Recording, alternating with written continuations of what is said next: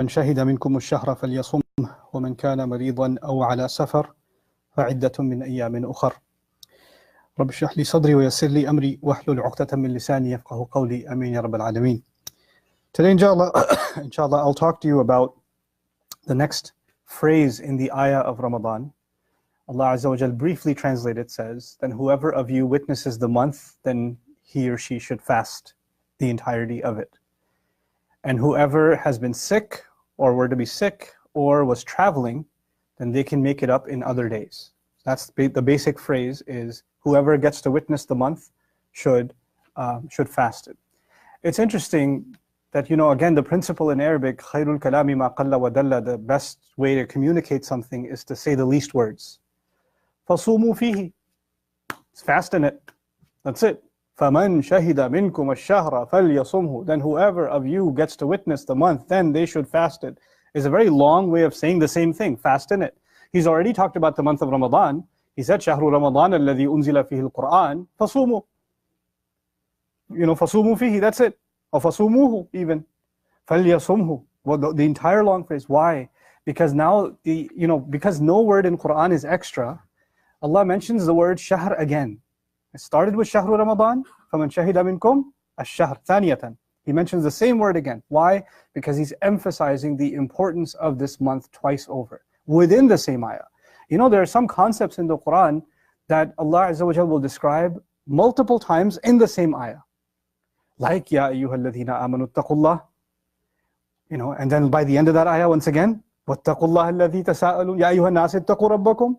And then وَاتَّقُوا اللَّهَ الَّذِي تَسَاءَلُونَ بِهِ وَالْأَرْحَامَ. Same ayah. Taqwa in the beginning, taqwa at the end. Here, he mentions the month, then he mentions the month again. So this is Allah's way of emphasizing that this month is no small matter.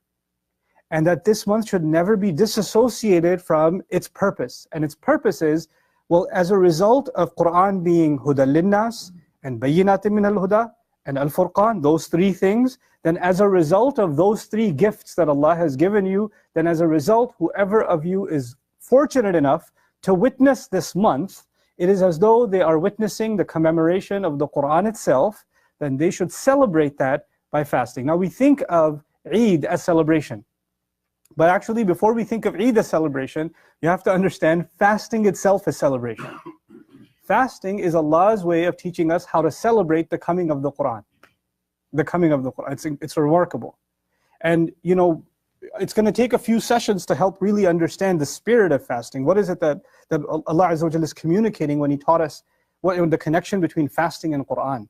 Allah Azza wa Jalla described that this is guidance. He described that it's clear proof. He described that it's a separation, Al-Furqan. He described all of those things. But when He says that this entire month that you and I should fast, in today's brief session, I want you to focus on the idea of training. Just the concept of training.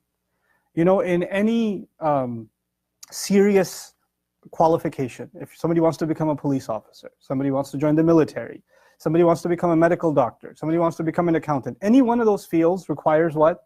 Training. And sometimes those things are physical training, sometimes they're intellectual, mental training, sometimes they're even psychological training. There are different kinds of trainings for the task that you have. And if you don't go through that training, you won't be able to benefit from what's being given to you. Allah Azza wa Jalla is describing that this thing that we have been given, this Quran that we have been given, you and I cannot benefit from it the way we are supposed to unless we train ourselves. And the training itself is fasting. That fasting not only commemorates and celebrates the coming of the Quran, but fasting is a way of training ourselves to actually benefit from the Quran. How so? The Quran's most common demand, the most common expectation from Allah in the Quran is taqwa. If you study all the things Allah asks us to have, taqwa, meaning a consciousness and an awareness of Allah, is at the top. There's nothing more mentioned than that. There's faith, and that's in the heart, but practically, the manifestation of our faith is actually taqwa. Ittaqullah la'allakum tattaqun, la'allahum yattaqun, over and over and over again. Now, let's think about taqwa. Forget taqwa of Allah for a second. What does it mean to be conscious? What it means to be conscious is when you're driving, and the speed limit is 45, and you're going 55. And then from a distance, you see a light flashing of the police ahead. He hasn't seen you yet. He's pulled over somebody else. But what do you do when you see that? You slow down. you become more aware. Or you see a sign, fines doubled. Oh, you slow down. You know? So the idea that, if a light is turning yellow, sometimes in Texas you get a little bold, but then you look on top, there's a camera. Oh, and then you slow down. The idea that you're being watched, you have to change your behavior. The same way, it's not just about driving. Like, students talking in a class. And one's like, shh, the principal. And what happens to the entire class? They all become, qawman salihin. Everybody changes. Because there's an awareness. There's an awareness. Now, the thing about fasting is that Allah Azza wa Jal is teaching us something profound. You and I are in the habit of eating whenever we feel a little bit of hungry for a snack. We just put something in our mouth. Whenever we feel like it, we can look at whatever we want. Whenever we feel like it, we could take a drink. These are all common things, everyday things. But when you're fasting, your favorite food is right there, the snack is right there, and sometimes you even forget, right? You forget you're fasting. In the beginning of Ramadan, it happens sometimes. You pick up the cup, and it comes over here, and all of a sudden, oh! But there was no security camera, there was nobody watching, there was nobody telling you that that's not okay. Where did that come from? You developed an awareness of Allah. Well, nobody told you to be aware of Allah. You're entirely in secret. I've talked to some children that break the fast without telling their parents. And it's an interesting experience. They're like, they have this chocolate, mom doesn't know. He's like 6 years old. He's like, should I do it? And then there's actually a struggle. Even for that child, there's a struggle. He can't just put it in his mouth. Allah is watching. And I don't know if I should do this or not. And even that is a sign of taqwa. He's aware that Allah is watching. Allah wants His presence to be recognized. Allah wants His presence to be recognized, and the most amazing way He does that in fasting. As a matter of fact, your body, your entire body, is screaming at you to disobey Allah. Your stomach is telling you to disobey Allah. Your throat is telling you to disobey Allah. Isn't it? All day. Up until the adhan of Maghrib, your body is actually asking you to disobey Allah, and you shut your body down. No, Allah's presence is more powerful than my body's needs. 30 days of training that you can submit your body to Allah's will. Submit your needs to Allah's will. Isn't that the case? Allah's words, the Quran, Allah's words create Allah's presence in your heart. They create Allah's presence in your heart. But if that awareness of Allah is not there, you can have Quran. You can hear the Quran. You can hear the recitation. You can study the tafsir. You can hear it. But you won't feel Allah's presence. It just won't be there. You need some kind of a training to get you to become more aware of Allah's presence. And when you're aware of Allah's presence and then you engage the Quran, it's a completely different Quran. Completely different Quran. Meaning the Quran for your brain is something else, the Quran for your heart and my heart is something else entirely. What some ulama call qira'at qalb, the recitation of the heart. That's actually the purpose of fasting. So Allah says, whoever gets to witness this profound month, then they should fast throughout it. فَلْيَصُمْهُ. Now, last thing before I close, Allah says, whoever of you has been sick or is in the middle of travel, they can make it up in other days. The thing is, remarkably, that fasting, and this is a long discussion, I'll give you the brief version of it, that fasting did not start with the Prophet Muhammad ﷺ. Fasting was given to previous people. The Jews and Christians also had fasting. Ya ayyuhalladhina amanu kutiba alaykumus siyam kama kutiba ala alladhina min qablikum. It was given to you just like it was given to those who came before you. Now, what was given to those who came before us? Were they given Ramadan? Were they given 30 days? No. Allah says, ayyaman ma'dudat. They were given single-digit days.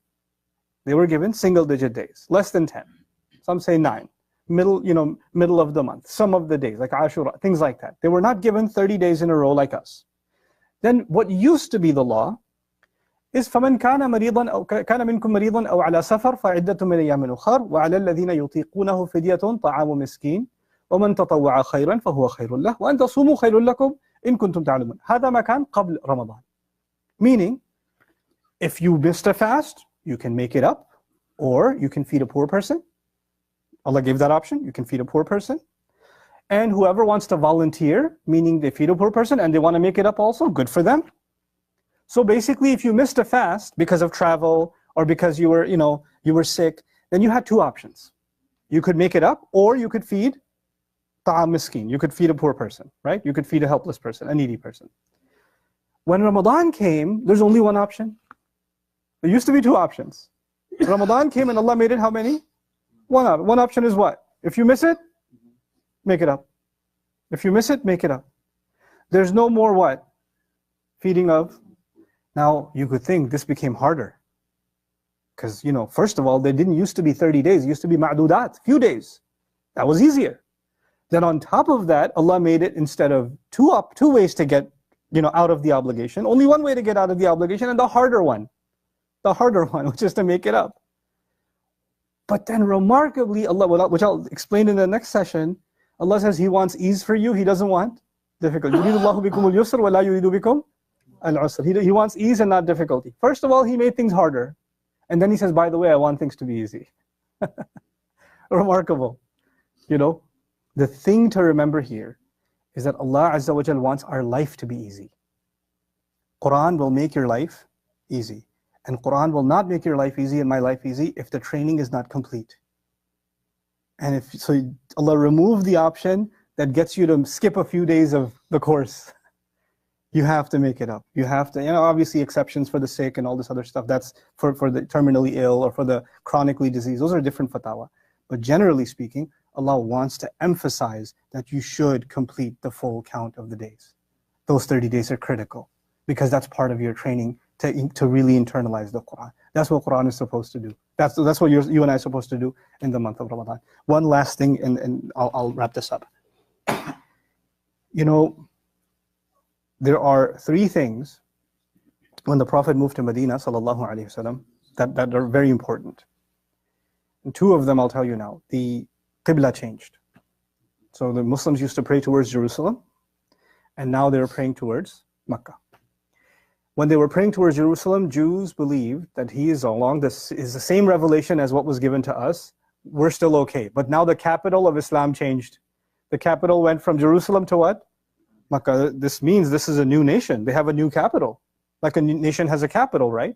They have a new capital. They also have a new constitution. No more Torah. What's the constitution? It's Quran. And when a nation is formed, you have an inauguration. Like, how you have an Independence Day? A celebration day? Well, Muslims used to celebrate the fasting on the same days as the Jews before. كُتِبَ عَلَيْكُمُ الصِّيَامُ كَمَا كُتِبَ عَلَى الَّذِينَ مِن قَبْلِكُمْ. The fasting on you is just like the one that was given to those before you. But now, Allah said, no, not an inauguration of a new nation day, but the inauguration of a new nation month.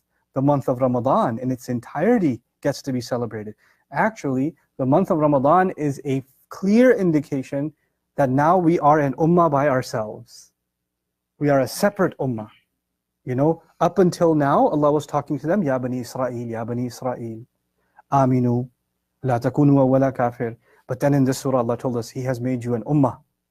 When He's made us an ummah, then the ummah has to have its own capital, the nation has to have its own capital, its own constitution, its own celebration of its own independent entity. And that's actually Ramadan. Ramadan is a celebration of the nation's identity as Muslims. That's actually what it is. And so Allah says, whoever witnesses it, then they better inaugurate the month in the right way. May Allah Azza wa Jal give us an appreciation of the power of the month of Ramadan. Barakallahu li wa lakum. Assalamu alaikum wa rahmatullahi wa barakatuh.